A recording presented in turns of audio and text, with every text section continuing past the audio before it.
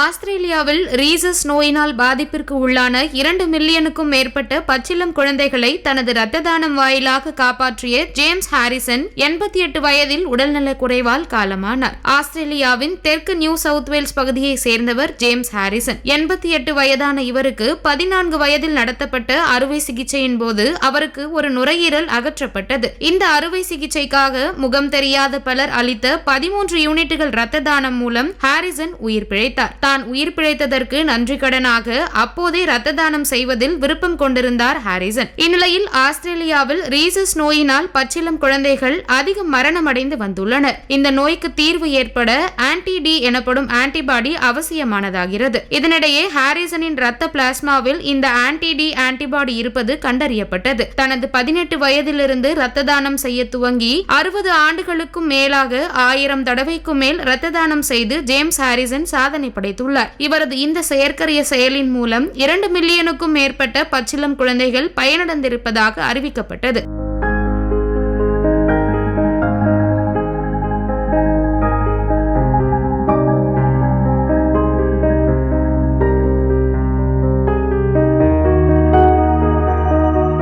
கடந்த சில ஆண்டுகளாக இரத்த தானம் அளிப்பதை ஹாரிசன் நிறுத்தினார். உடல்நலக் குறைவால் நியூ சவுத் வேல்ஸ் மாகாணத்தில் குடும்பத்துடன் வசித்து வந்த நிலையில் இவர் இறந்துவிட்டதாக அவரது குடும்பத்தினர் அறிக்கை வெளியிட்டுள்ளனர். 2 மில்லியன் பச்சிளம் குழந்தைகளின் உயிரை காப்பாற்றிய ஹாரிசன் உயிரிழந்துள்ள செய்தி பெரும் சோகத்தை ஏற்படுத்தியுள்ளது.